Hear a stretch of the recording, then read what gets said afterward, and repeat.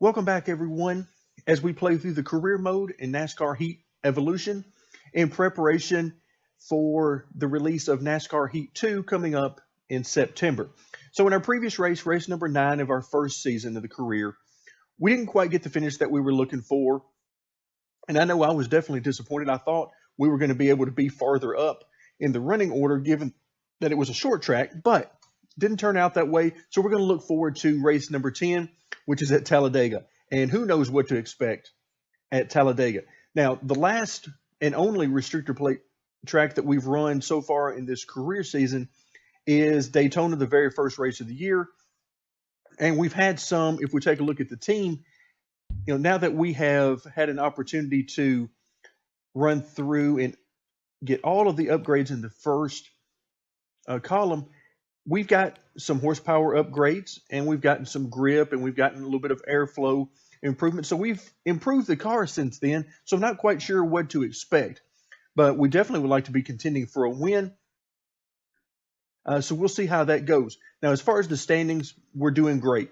In points, we're only 11th, but because of our win, we are sitting 5th, and of course, that means we are in the chase because of our victory. All right, so far, so good.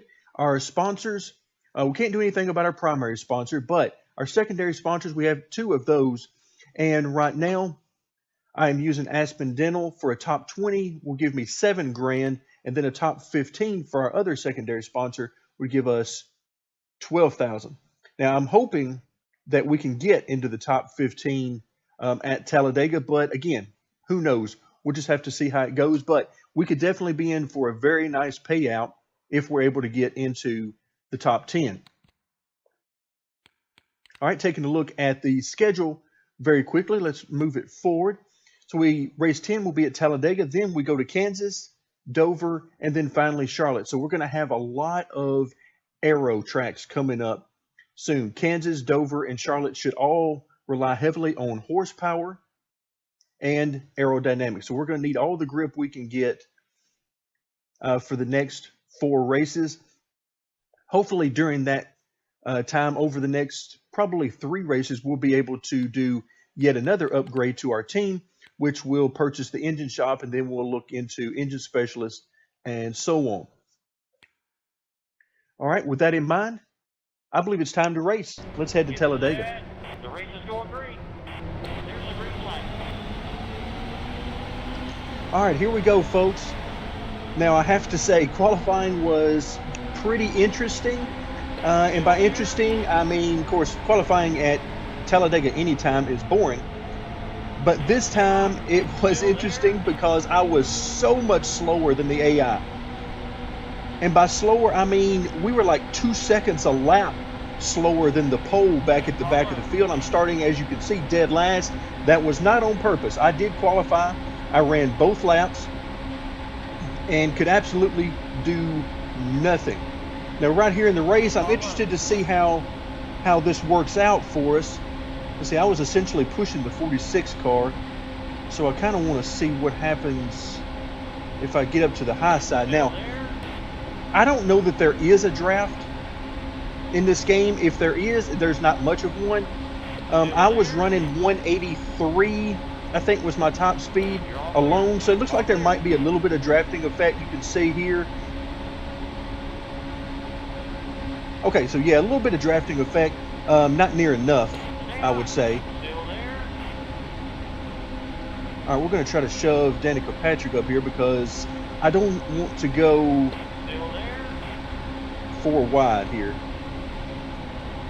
Oh my goodness, so we just got wrecked right there. So somebody just turned us right into the wall.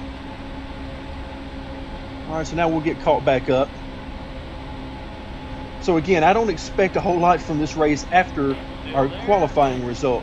All right, but we're going to see what we can get, and it looks like it's going to have to be on the high side as they're hugging the bottom and really not going anywhere, particularly back here at the back of the pack.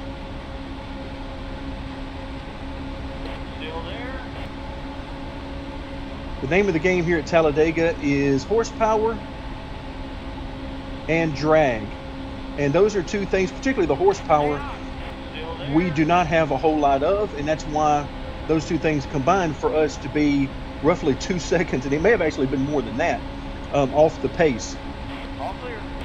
I'm going to try and sniff as much of this draft as I can down the straightaways, and then just simply go higher through the corners Still there. and see what I can do. Car low. Okay, we're not 3 wide. Really wish the spotter would give me some more information, particularly here at this track, because I can't see who's next to me, and I don't know if it's just one inside of me or if maybe we're 3 wide.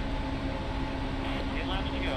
All right, 10 laps to go, and so far so good. Still there. We're that one brush where somebody clipped us in the right rear, but I mean, you can see right now we're running 28th, and it is going to be very difficult for me to make up a bunch of spots here. We just don't have the speed for it.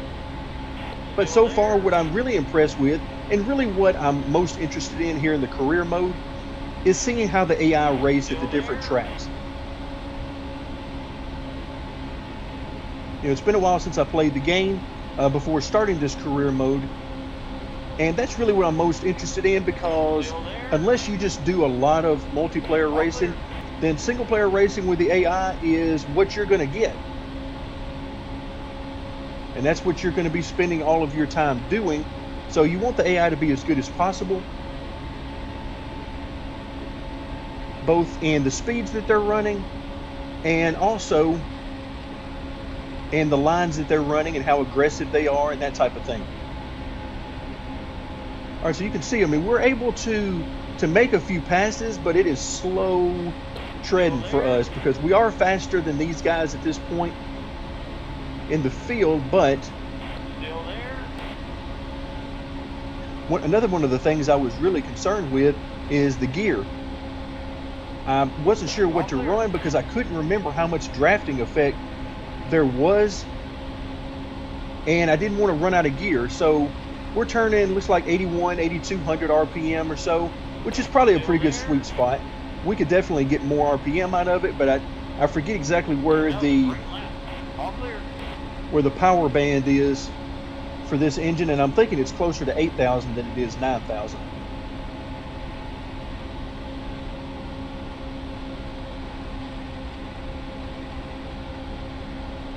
All right, trying to be as smooth as possible and trying to sniff whatever draft I can, as we're now 23rd.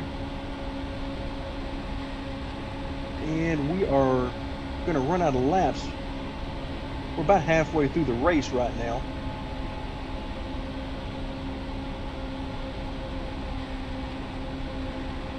You can see everything gets really spread out. The times were really spread out in qualifying, and now you can see the field is really spreading out. I mean, we're running 23rd, and you can see how spread out they are in front of us, and the same thing holds true behind us, and they are falling farther and farther behind us.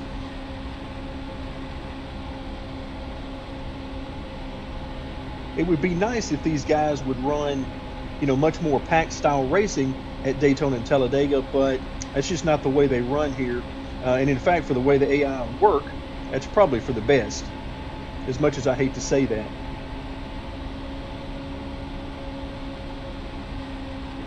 All right, we are definitely catching these guys in front of us. But the question is, will we be able to get there and do anything with it with the number of laps left we're going to have by the time we get there?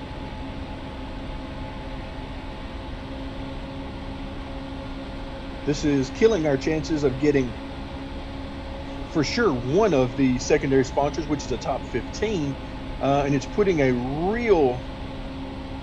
in a real bad situation to get the top 20, which is our other secondary sponsor.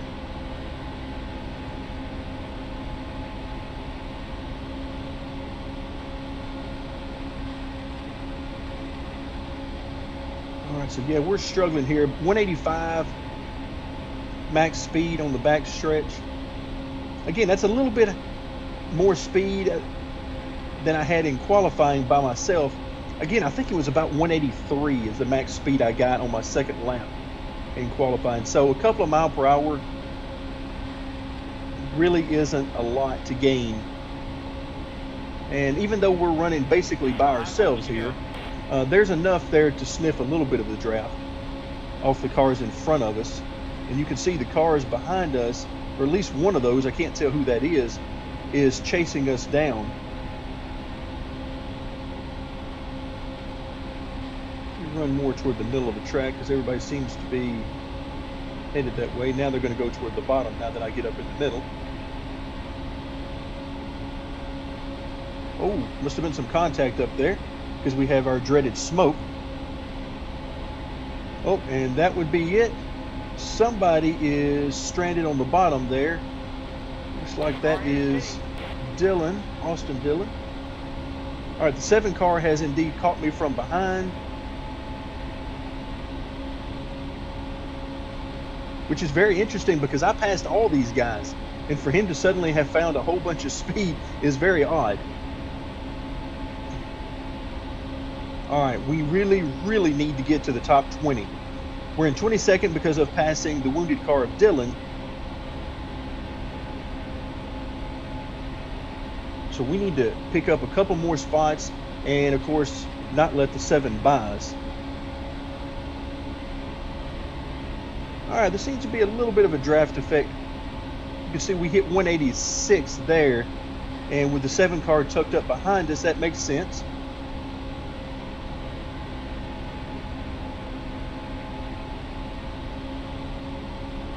Trying to run basically where the 7 car wants to run as much as I can.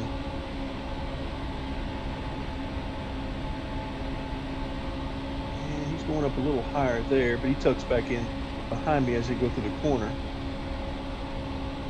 Keep the car as low as I can through the corners particularly, and shave off as much distance as we can. And he's going to stick to the bottom. All right, so we're on lap 11 of 13. So, wow, really would have thought that we would have caught those guys in front of us by now, but it doesn't look like we're going to get there.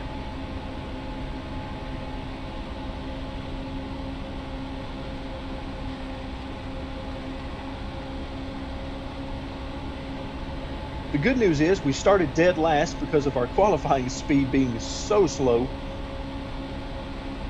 but we've been able to race our way into almost the top 20, which had me very concerned at the beginning of the race given how slow we were in qualifying compared to the other cars. When you're running 53-second laps and you look and see the leader is in the 51-second bracket, you get a little worried.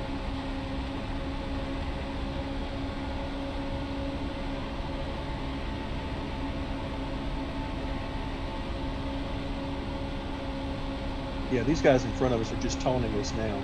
They know we can't quite get there. We're trying, but we can't quite get there. All right, let's just try to keep it all the way down to the bottom. The 7 car is not going to go with us. Not yet, anyway. All right, he is... You can tell he's definitely faster than us, no doubt. All right, so we're on the last lap. We are not going to get either one of our secondary sponsors. That is wild. I would not have thought that. I would have thought we could at least get a top 20. You can see the 7 pulling up beside us. Yeah, he's going to try to pass us. Wow. Wow. Look at that. He is doing that all by himself. I mean, that's just how much faster he is than us. And there's nothing I can do about it.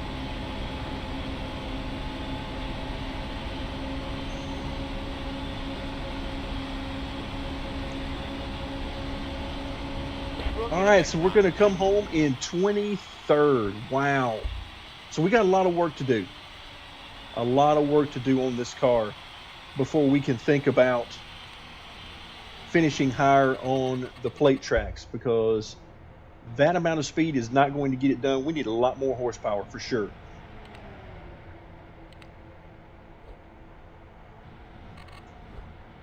All right, so we come home with Okay, a total of 20,000. That's a little bit better than I thought it was going to be, but no secondary sponsorship money, so that is definitely not good.